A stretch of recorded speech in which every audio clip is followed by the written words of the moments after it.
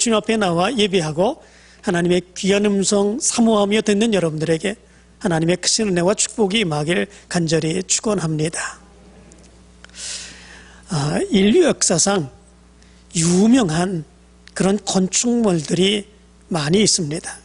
그런데 사람들에 의해서 세워진 이 유명한 건축물들 중에 많은 것들이 대부분이 사람의 불안과 두려움 이런 것들을 막기 위하여 지은 건물들이라고 그럽니다. 고대의 7대 불가사의 건축물 가운데 하나인 이집트의 피라미드, 이것은 고대 이집트 왕들의 무덤이죠. 건설 노동자만 10만 명, 그리고 돌을 운반하는 길을 만드는 데만 10년이 걸렸다고 그러죠. 그리고 그 지하실을 만드는 데만 10년, 그리고 피라미드를 쌓는 데에 20년이 걸렸다고 그럽니다. 어마어마한 건축물이죠. 그런데 왜 이집트의 왕들이 이런 건물을 지었을까? 거기엔 이유가 있다고 그럽니다. 그것은 고대 이집트인들은 죽으면 그것은 끝나는 것이 아니라 사후세계를 여행한다고 하는 것으로 여겼다고 그럽니다. 죽으면 사후세계를 여행을 하고 여행을 다 끝난 뒤에는 다시 돌아온다는 것이죠.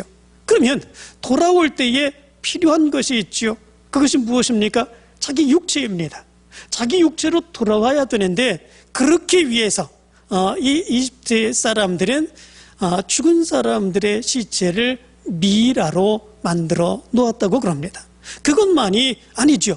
죽은 뒤에 다시 사후세계를 여행하고 난 뒤에는 다시 돌아와서 그 이후로는 영원히 살게 된다, 그렇게 믿었다고 그럽니다. 그렇기에 그 피라미드에 보면 자기 초상화도 만들어 놓고, 그리고 마치 살아생전에 자기가 살았던 것처럼 바로 그런 많은 것들을 만들어 놓고 준비해 놓는 그런 모습들이 있었다고 그럽니다. 이제 사후세계를 마치고 난 뒤에 돌아오고 난 뒤에도 영원히 거기서 지금 살았던 것처럼 그렇게 살고 싶은 그런 마음이겠지요. 다시 말하면 피라미드를 왜 지었겠습니까? 자기가 죽은 이후에 혹시 자기가 영원히 살지 못하게 되는 이런 모습들이 있으면 어떻게 될까라고 하는 것, 그것을 불안해하고 두려워하며 그것을 미리 준비한 모습들이 있었던 거다라고 하는 것입니다. 현대의 7대 불가사의 건물 중에 하나인 만리장성, 중국의 만리장성 굉장하지요. 중국 황제들에 의해서 그 만리장성이 건축이 되었습니다. 그 이유는 흉노족, 몽골인, 만주족 이런 북방 유목민들의 침략을 막기 위해서 그 엄청난 성을 축조했다는 것이지요. 다시 말하면 외적들의 침략, 그것을 두려워해서 만리나 되는 그 엄청난 성을 만드는 그런 모습들이 있었다라고 하는 것입니다. 창세기 11장에도 보면 사람들이 하늘 꼭대기까지 닿는 건물을 세우는 그런 말씀이 기록되어 있습니다. 그 건물이 이름이 무엇입니까? 바벨탑이죠. 바벨탑을 만듭니다. 하늘 꼭대기까지 그 탑을 쌓으려고 그러죠. 그 탑을 쌓으면서 사람들이 뭐라고 얘기한지 아십니까? 성경 말씀 가운데 보면 이렇게 말합니다. 성읍과 탑을 건설하여 그 탑 꼭대기를 하늘에 닿게 하여 우리 이름을 내고 온 지면에 흩어짐을 면하자, 이렇게 말씀해 주고 있습니다. 다시 말하면 이름을 내는 것뿐만 아니라 우리가 흩어지면 어떻게 되냐, 우리가 같이 살아야 될 것 아니냐라고 하는 거죠. 흩어지면 죽는다라고 하는 것 아니겠습니까? 흩어지지 말고 우리가 탑을 만들고 이 탑을 중심으로 해서 오래오래 같이 살자라고 하는 것 아니겠습니까? 흩어지는 것을 두려워하고 불안해하며 그 바벨탑을 세우는 그런 모습들이 있었죠. 그것이 하나님이 보시기에 죄악된 모습이고 교만하게 보심으로 인하여 결국은 하나님께서 흩어버리시는 그런 모습들이 있게 됩니다. 그때로부터 사람들의 말이 다 달라지게 되는 이런 모습들이 있어지게 됐죠. 사람들은 이렇게 불안감이, 두려움이 점점 더해질수록 그 불안과 두려움으로부터 자기를 지키기 위해서 행하는 일들이 있습니다. 더 힘 있는 것을 가까이 하기를 원합니다. 자기를 지켜주고 보호할 것들을 만듭니다. 이 세상에서 다른 사람들이 힘있게 생각하는 것, 그것을 자기의 것으로 만들고자 하는 그런 모습들이 있습니다. 그래서 자기를 지키고자 하는 거죠. 불안감 없애고 두려움이 없이 그래도 편안하게 이 세상을 살아가자라고 하는 것입니다. 그러면 편안하게 살 수 있을 것 같습니다. 그러나 사실은 그렇지 않지요. 피라미드 잘 만들어 놓았다고 해도 편안하게 살아갑니까? 두려움과 염려 없이 살아가겠습니까? 그렇지 않지요. 만리장성 그렇게 엄청난 거 쌓아 놓았다고 할지라도 그 침략을 다 막아내고 안전하게 지키며 그렇게 편안하게 살 수 있었습니까? 물론 당분간은 그러할 수 있었겠지요. 그러나 그 이유는 결국 만리장성도 무너지는 그런 모습들이 있었지 않았습니까? 바벨탑도 마찬가지입니다. 우리가 두려움과 불안과 염려와 이런 것들 때문에 무엇인가 나를 지켜줄 수 있는 것, 그런 것들이 무엇일까? 그것을 쌓고 지키고 내 것으로 만들고 이런 모습들을 가지려고 하지만 사실은 이 세상 어디에서도 그를 완전하게 지켜줄 수 있는 것은 없지요. 그리고 여전히 그럼에도 불구하고 불안과 두려움 속에 살아갈 수밖에 없는 것, 그것이 우리의 모습인 것을 보게 됩니다. 그런데 예수님의 부활을 체험한 제자들의 모습에도 이런 두려움과 불안이 있었던 것을 보게 됩니다. 참 이상하지 않습니까?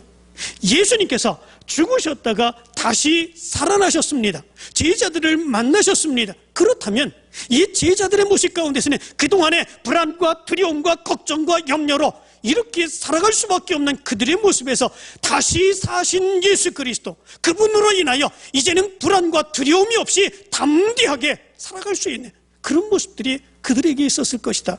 우리는 이렇게 생각할 수 있지 않습니까? 그런데 그렇지 않습니다. 제자들의 모습 가운데서 보면 여전히 제자들의 모습은 불안하고 두려움 가운데 살았던 것을 보게 됩니다. 무엇 때문에 그랬을까라고 하는 것입니다. 물론 예수님을 십자가에 못 박아 죽게 했던 대제사장들과 서기관들과 로마의 그런 군사들, 이런 것들이 두려웠겠죠. 혹시 예수님을 잡아다 십자가에 달려 죽게 했던 그 권력이 우리도 그러하지 않을까? 우리도 잡아가지 않을까? 우리도 그래서 그렇게 핍박하고 그래서 어려움을 당하게 하는 그런 모습들이 있을지 않을까? 제자들의 모습 가운데서는 여전히 그런 걱정과 두려움과 불안 있었겠죠. 그런데 그것보다도 더 중요한 불안의 모습이 있었던 것을 보게 됩니다. 그것은 무엇입니까? 새로운 믿음에 의한 헌신이 그들에게 요구되었기 때문에 그렇습니다.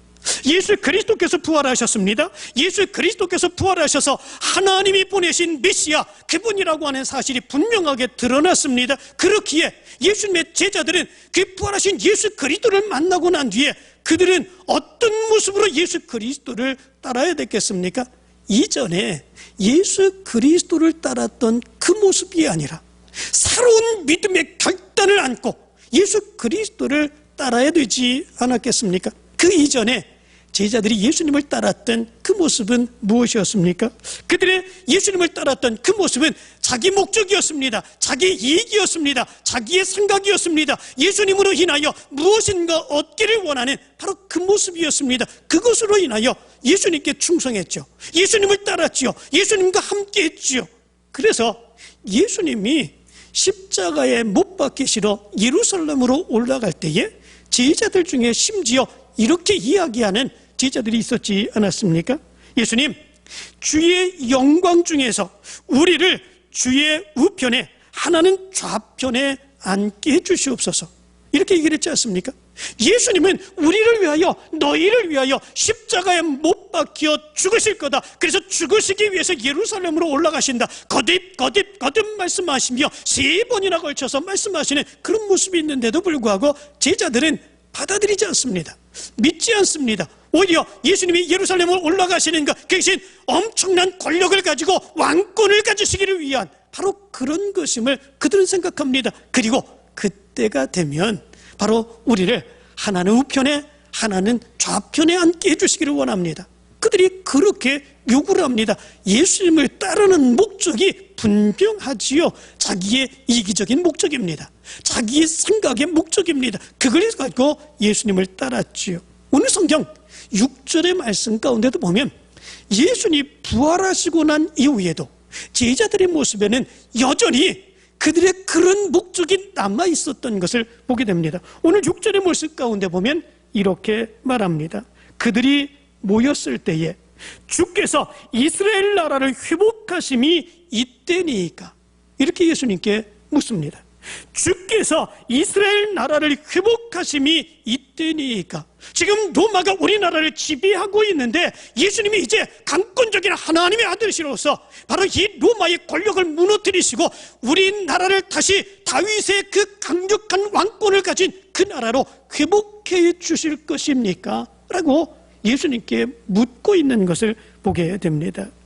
이 모습을 보면 예수님의 제자들의 생각의 모습에는 여전히 부활하신 예수 그리스도를 만나는 그 모습 가운데서도 여전히 자기의 생각, 자기의 목적이 남아 있었던 것을 보게 됩니다. 그러나 그 모습 안에서 그들 가운데서 서서히 예수 그리스도를 따르는 것에 대한 다른 생각이 그들 가운데 나타나게 되죠. 그것은 무엇입니까? 예수님이 살아나셨습니다.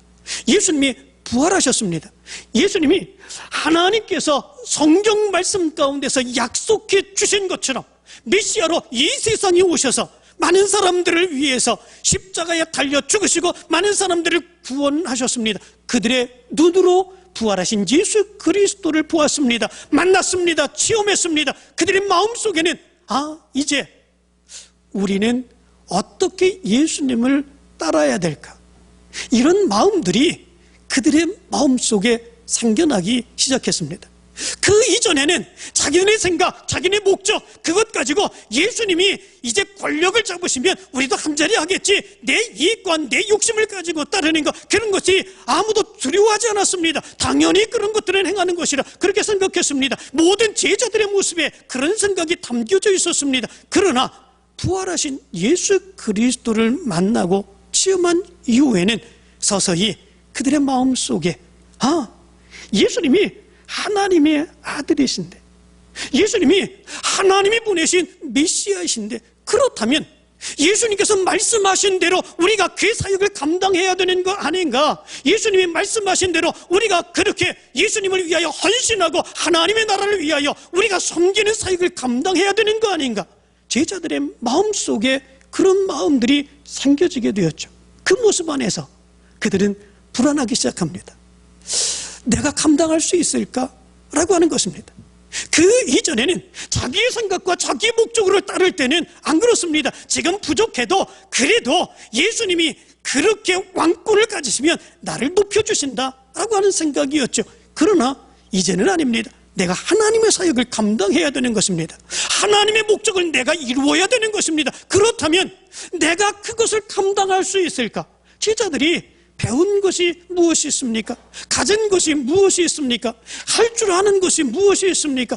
아무것도 없지요. 어부인 그들이었습니다. 보잘것없는 그들이었습니다. 나약한 그들이었습니다. 그들의 생각 속에는 예수님이 하나님의 아들이신데, 부활하셨는데, 그러면 예수님이 말씀하신 그 사역을 감당해야 되는데 배우지 못한 내가 어떻게 그 사역을 감당할 수 있을까?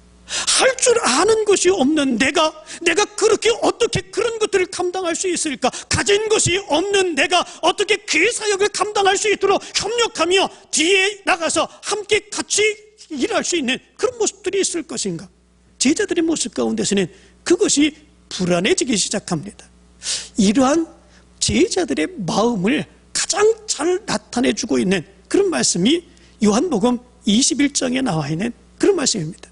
그 말씀 가운데 보면 베드로가 그런 불안과 두려움과 염려 가운데 이렇게 이야기를 합니다. 나는 물고기 잡으러 가노라 얘기합니다.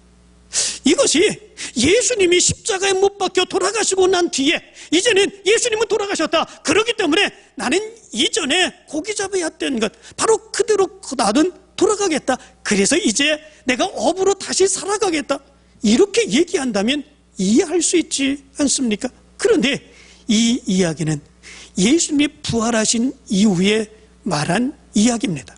예수님이 부활하신 그 모습으로 제자들을 만나십니다. 제자들을 만나시며 평안하냐 말씀하시고 예수님께서 친히 육체의 모습으로 부활하신 것 제자들에게 보여주며 확신시켜 주시는 그런 모습들이 있었습니다. 그런데도 불구하고 이 베드로는 나는 물고기 잡으러 가노라 그렇게 얘기를 합니다.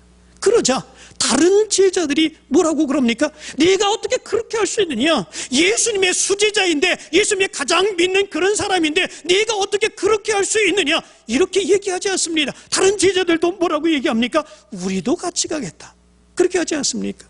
우리도 함께 가겠다 이렇게 얘기를 합니다. 무엇 때문에 그렇습니까? 예수 그리스도의 부활은 그들에게 기쁨을 주었습니다. 그들에게 정말 하나님이 살아계신 하나님의 참 아들이라고 하는 것, 예수 하나님이 보내신 메시아라고 하는 것 분명히 확신할 수 있게 그렇게 해주었습니다. 그러나 그들의 사역의 모습 가운데서는 새로운 결단과 헌신과 희생이 요구된다고 하는 것, 그것이 바로 그들의 모습이 되어야 된다고 하는 것을 그들은 깨달았던 것입니다. 그것에 대해서 그들은 두려웠던 거죠. 정말 내가 감당할 수 있을까? 정말 내가 희생할 수 있을까? 정말 내가 내 모든 것을 다 버리면서까지도 예수를 위하여 하나님의 뜻을 위하여 내가 감당할 수 있을까? 나는 배우지 못했는데, 나는 가진 것이 없는데, 나는 할 줄 아는 것이 없는데 내가 할 수 있을까? 아니, 나는 할 수 없다. 그 이전에 예수님을 통해서 내가 뭔가 많이 가지려고 할 때는 그런 것에 대해서 그들에게는 전혀 부담이 되지 않았습니다. 두려움과 불안이 되지 않았습니다. 이제는 내 모든 것을 희생하고 내어놓고 예수 그리스도의 역사를 감당해야 되는 바로 이때에서는 그것이 불안한 거죠. 그것이 두려운 거죠. 내가 감당할 수 없는 그런 모습이라고 하는 것, 그것 때문에 그렇습니다. 그랬기에 제자들은 자기네들이 어부가 아닌데도 불구하고 베드로가 나는 물고기 잡으러 가노라 얘기하는데 우리도 함께 가겠다, 같이 따라 나서는 이런 모습들이 있게 된 것을 보게 됩니다. 제자들의 모습 가운데서 얼마나 두려움과 불안의 모습이 가득했는지 여기에서 분명하게 알 수 있게 됩니다. 그러면 이런 불안 가운데 있는, 이런 두려움 가운데 있는 이 제자들에게 예수님께서는 어떻게 하셨을까라고 하는 것입니다. 사람들은 불안하고 두려울 때에 뭔가를 많이 가지면, 물질을 많이 가지면 그러면 두렵지 않다고 생각합니다. 뭔가 힘이 있는 사람에게 의지를 하면 그 두렵지 않다고 생각하고 그리고 불안하지 않다고 생각합니다. 그러면 예수님이 그들에게 그런 걸 주셨겠습니까? 그런 것이 아닙니다. 오늘 성경 말씀 가운데 보면 불안과 두려움 가운데 하나님의 사역을 온전히 감당하지 못하는 그 제자들에게 예수님께서는 엄청난 배려를 행하고 있는 것을 보게 됩니다. 그들이 다시 일어설 수 있도록, 그들이 그런 모습 가운데서도 하나님의 놀라운 능력의 역사를 이룰 수 있도록 예수님께서 끊임없이 배려하시며 그들과 함께 하시는 그 모습이 오늘 성경 말씀 가운데 있는 것을 보게 됩니다. 오늘 성경 말씀 가운데 보면 예수님께서 이 제자들에게 함께 하시며 40일을 제자들과 함께 하십니다. 40일을 제자들과 함께 하셨다. 이것은 무엇을 의미해 주고 있겠습니까? 성경 말씀 가운데 보면 이 40이라고 하는 숫자에 굉장히 상징적인 영적인 의미가 담겨져 있습니다. 40이라고 하는 숫자는 은혜의 기간을 의미합니다. 또한 영적인 준비의 기간을 의미합니다. 생명으로 승리하게 하는 기간을 의미해 주고 있습니다. 특별히 모세가 시내산에 올라가 하나님께서 써주신 그런 십계명 돌판을 받아가지고 내려오지 않습니까? 그것을 위해서 이 모세가 시내산에 올라가서 40주야를 금식하는 그런 모습들이 있었죠. 하나님 앞에 자기의 목숨을 내어놓고 기도하고 하나님의 뜻을 이루기를 원하는 바로 그 결단의 모습이 이 모세의 모습 가운데 있었습니다. 하나님의 말씀을 받기에 합당한 준비를 행하는 그런 기간이 40일이었습니다. 뿐만 아니라 선지자 엘리야도 갈멜산에서 바알 선지자 450명, 아세라 선지자 400명, 도합 850명과 어느 신이 참신이냐, 그것 가지고 싸우지 않습니까? 불을 내리는 신, 그가 참신이다. 결국은 그들과 싸워서 하나님이 불을 내리심으로 인하여 하나님이 참신이심은 드러나게 되었죠. 그때에 이 엘리야는 바알 선지자 450명을 데려다 기손신에 의해서 그들을 다 죽여버리고 맙니다. 그때에 아합 왕의 부인이었던 이세벨이 엘리야를 죽이려고 쫓아옵니다. 엘리야를 철저하게 죽여야 되겠다. 엘리야를 죽이려고 쫓아옵니다. 이 엘리야는 그때 너무 두려워해서 호렙산으로 도망을 가게 되죠. 호렙산에 이르기까지의 그 기간이 40일이었습니다. 40일 동안 그는 믿음의 준비를 행하며 하나님을 만나기 위하여 호렙산으로 달려나가는 그런 모습들이 있게 된 것을 보게 됩니다. 뿐만 아니라 예수님도 공생애를 시작하기에 앞서서 40일 동안 광야에 마귀의 시험을 받으셨지 않았습니까? 40일 동안 마귀의 시험을 받을지라도 예수님께서는 성령의 도우심으로 인하여 능히 이기시며 하나님의 역사를 이루는 그 공생의 사역을 시작할 수 있었습니다. 40일은 공생의 사역을 준비하기 위한 믿음의 준비의 기간이었던 것을 보게 됩니다. 뿐만 아니라 히브리 알파벳을 보면은 네모처럼 이렇게 생겨있는 그런 알파벳이 있습니다. 이 알파벳이 mem이라고 하는 단어인데, 이 mem이라고 하는 단어는 숫자적으로 40을 의미해 주고 있습니다. 40을 의미해 주고 있는데, mem이라고 하는 이 단어가 뜻하는 의미가 뭐냐면 영적인 생명입니다. 40은 생명의 기간입니다. 그리고 영적인 생명이 다시금 일어나고 하나님의 역사를 체험하는 그런 기간입니다. 예수님께서는 40일 동안 제자들을 만나십니다. 예수님은 제자들과 함께 하시죠. 그러면 이 40일 동안 예수님은 영적인 모든 준비들, 그 모든 준비들을 행해 주시기 위해서 40일을 제자들을 만나시는데, 그들에게 어떻게 해주셨겠습니까? 3절의 말씀 가운데 보면 이렇게 말합니다. 그가 고난받으신 후에 또한 그들에게 확실한 많은 증거로 친히 살아계심을 나타내사 40일 동안 그들에게 보이시며 하나님 나라의 일을 말씀하시니라. 이렇게 말씀해 주고 있습니다. 예수님이 행하신 것이 있습니다. 첫 번째, 예수님이 제자들을 만나십니다. 예수님이 제자들과 함께 하십니다. 내가 너희들과 함께 있다 라고 하는 것입니다. 내가 너희들과 함께 있다, 내가 너희들과 함께 있다, 두려워하지 말아라, 불안해하지 말아라 라고 하는 거죠. 두려워하고 불안해하는 그런 사람에게 가장 용기가 되고 가장 위로가 되는 것, 그것이 있다면 그것은 무엇이겠습니까? 누군가 나와 함께 하는 겁니다. 누군가 나와 함께하며 이야기해주며 도와주는 것입니다. 예수님은 그것을 너무나도 잘하셨습니다. 부활하신 그 모습으로 끊임없이 제자들을 만나시며 내가 너희와 함께하고 있다, 내가 너희를 떠나지 않고 있다, 내가 너희와 함께하고 있다, 두려워하지 말아라, 불안하지 말아라, 이렇게 불안과 두려움 가운데 있는 이 제자들을 끊임없이 만나시며 믿음으로 저들을 세워가시는 그 모습이 있었던 것을 보게 됩니다.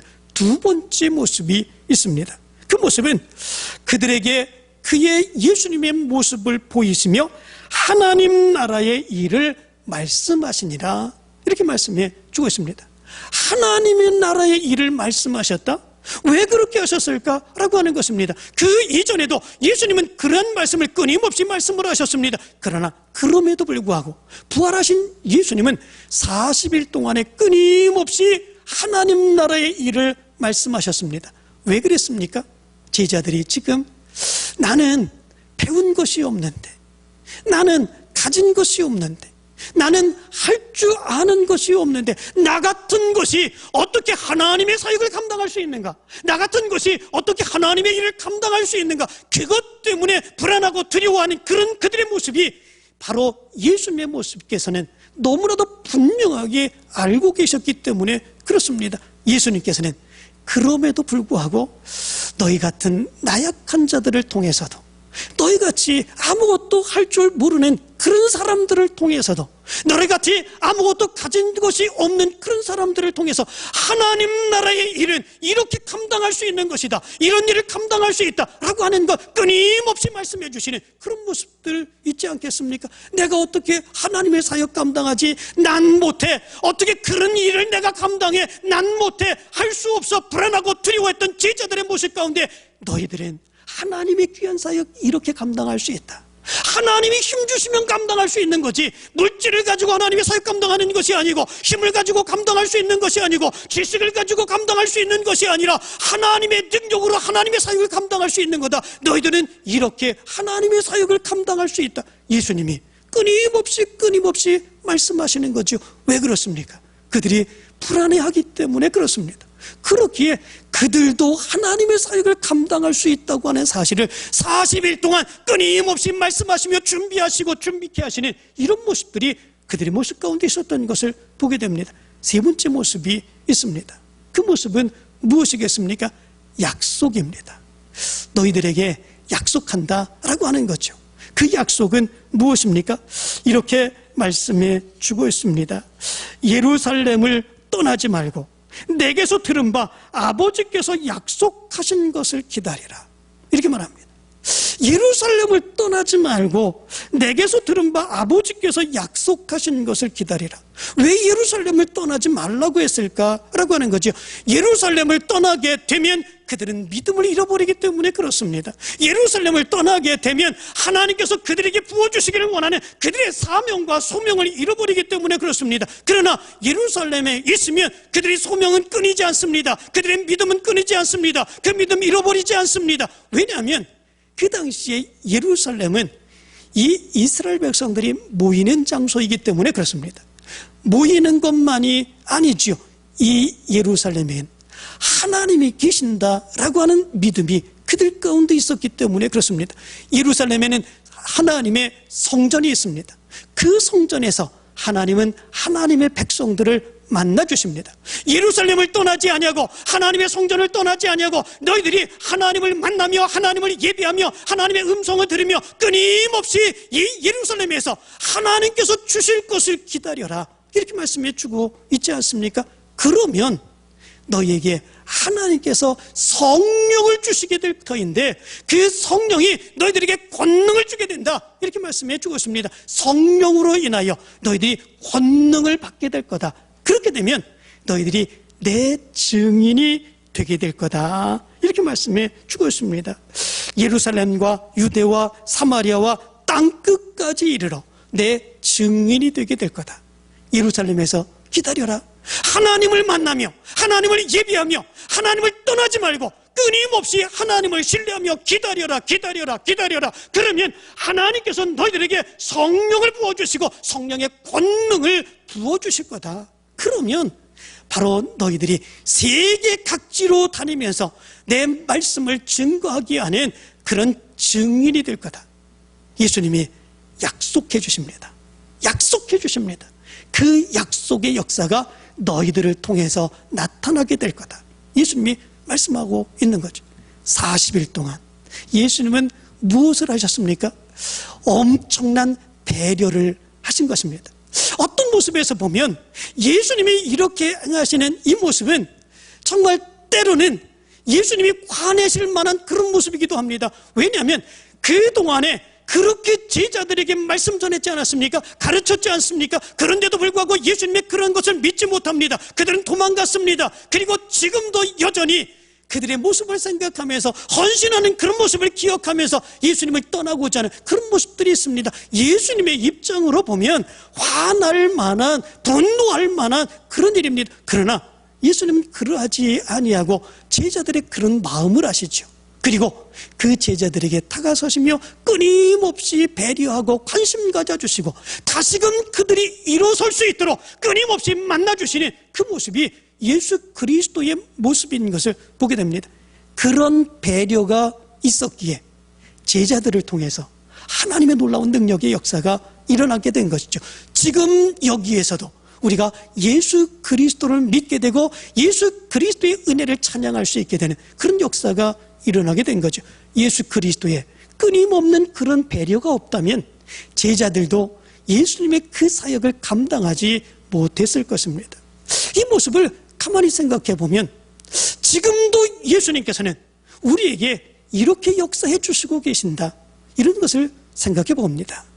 예수 그리스도의 부활하신 부활절 날이 얼마 전에 지났습니다. 그런데 부활절 예배를 드리고 난 우리의 모습 가운데서는 여전히 불안하죠. 여전히 두렵죠.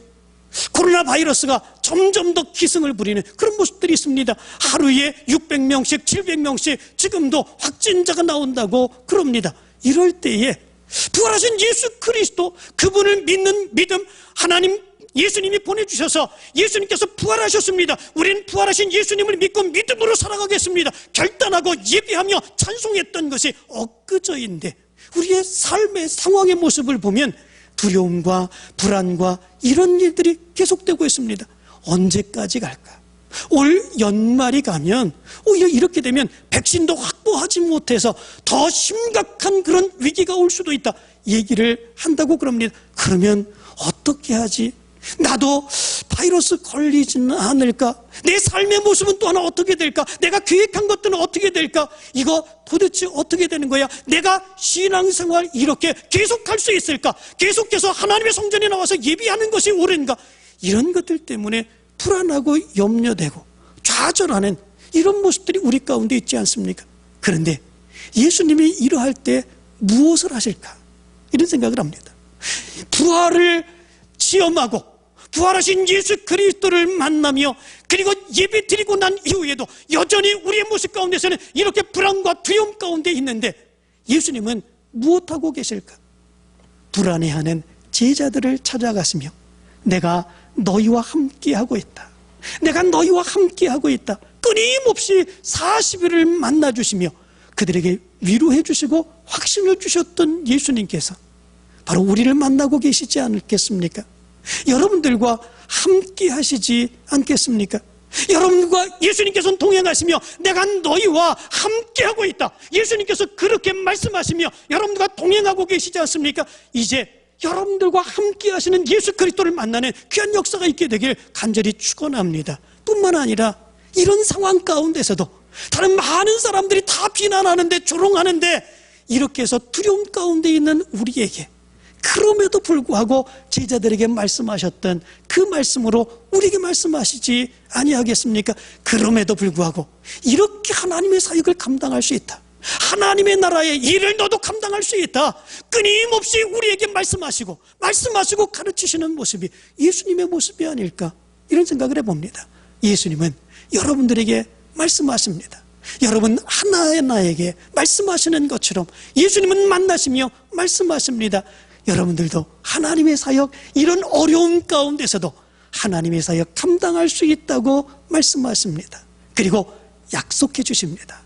너희들이 성령을 받게 되면 권능을 받게 될 것이다. 그러면 하나님의 놀라운 능력의 역사를 감당하게 될 거다. 지금은 초라하지만, 지금은 두려움 가운데 있지만, 그러나 곧 성령을 받게 될 터인데 성령이 함께 하시면, 성령이 능력을 주시면 너희들은 놀라운 하나님의 역사를 감당하게 될 거다. 예수님은 우리에게 용기를 주고 있지 않습니까? 이 용기를 주시는 음성 여러분들이 들으시기를 원합니다. 그래서 불안과 두려움 가운데 살아갈 수밖에 없는 이 시대 속에서 함께 하시는 예수님, 우리에게 말씀하시고 사명을 가르쳐 주신 예수님, 그리고 우리에게 권능을 주신다고 약속해 주신 예수님, 그 예수님이 우리와 함께 하심을 믿으며 믿음으로 담대하게 하나님의 역사를 이루어가는 여러분들 되시기를 간절히 축원합니다.